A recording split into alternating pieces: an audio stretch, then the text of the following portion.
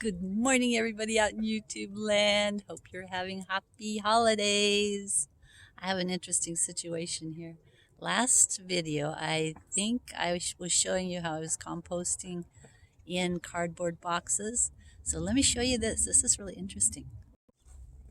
So last time I was showing you how I had this compost bin that's already finished. I wasn't throwing any more kitchen scraps in here, but I did notice that a rodent or a bird maybe had carried a little piece of grapefruit rind and a little piece of onion over into this box. But look what I found here this morning. This is amazing. Look at this.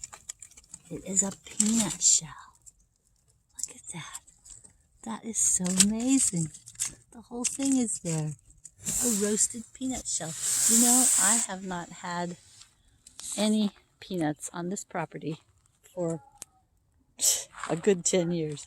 None of the kids ever ate peanuts on this property.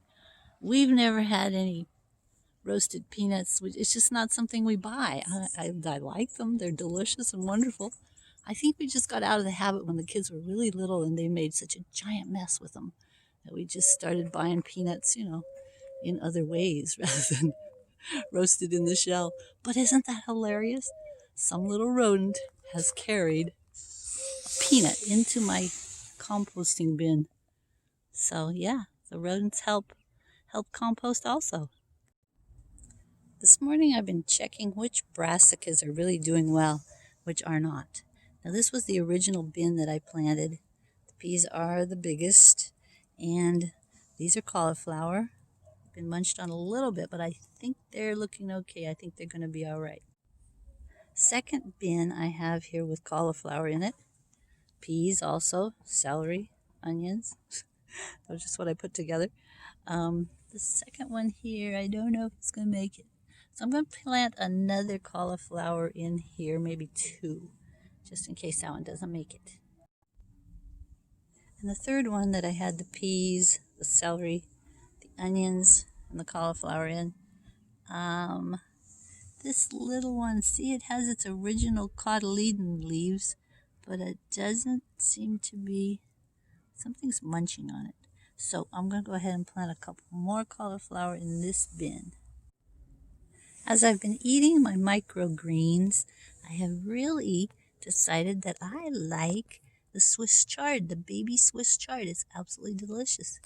That would be this one, this one, this one. Now the spinach, growing beautifully. Someone's taking a munch on them also. But when I eat them, I don't, it's good. It's nice. Spinach is great, but I just prefer the Swiss chard. I've never had baby Swiss chard before, and it's delicious. Maybe because I recently found out that I am Scandinavian. We always thought our family was German, but when we did our DNA study, we found out that we are Scandinavian. I don't know if that's Swiss. Maybe that's not even Swiss, but I do like the Swiss chard. So I have an empty space back here, so I planted another one back here. And I planted a couple more in this bin also. Again, I have the spinach back here and the Swiss chard. Yummy! This is really cute.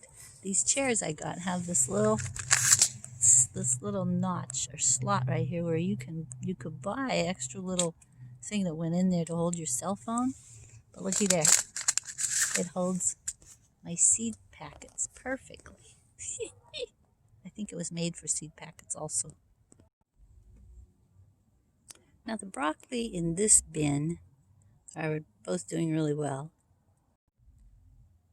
And the broccoli in this bin didn't do very well at all. So I planted a little bit more broccoli here. Got the sweet alyssum on both sides.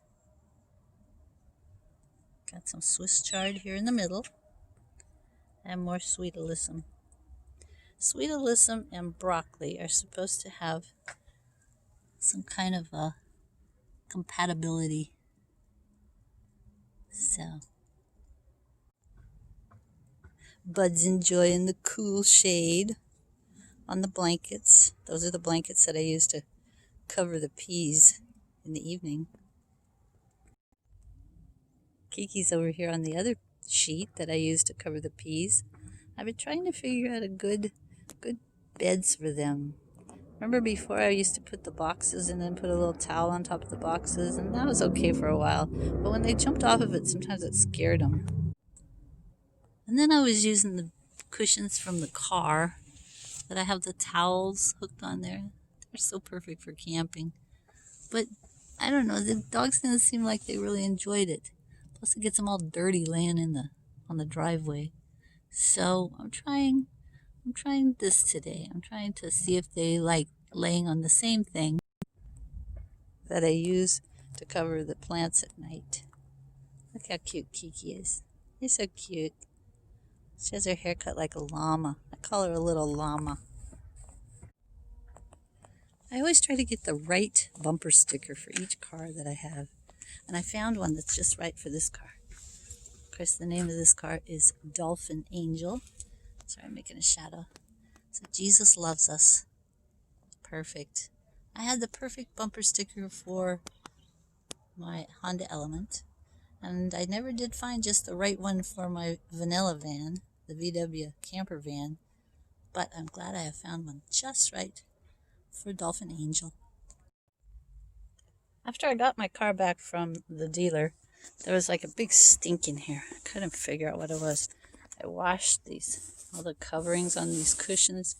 I scrubbed the cushions with upholstery soap, and it was still in here.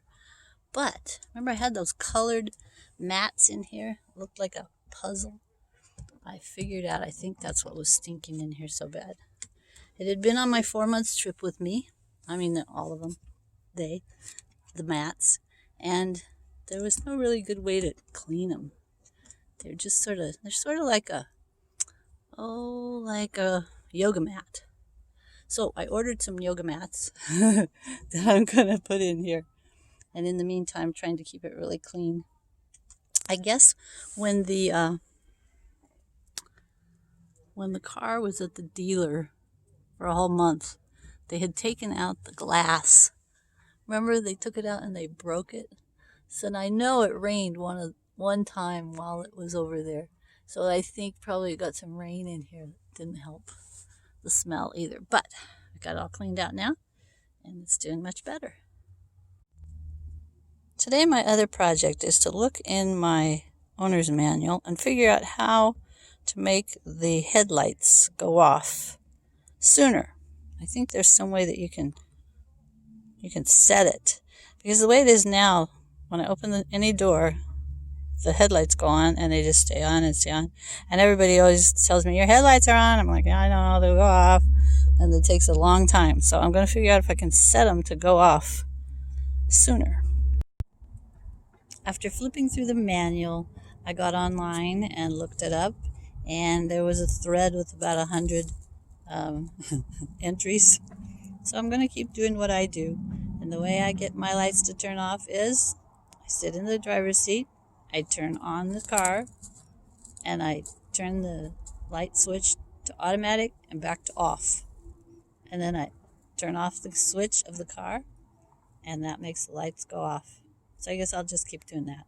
It's kind of a pain, but it's all right. It works. I will see you next time, everybody.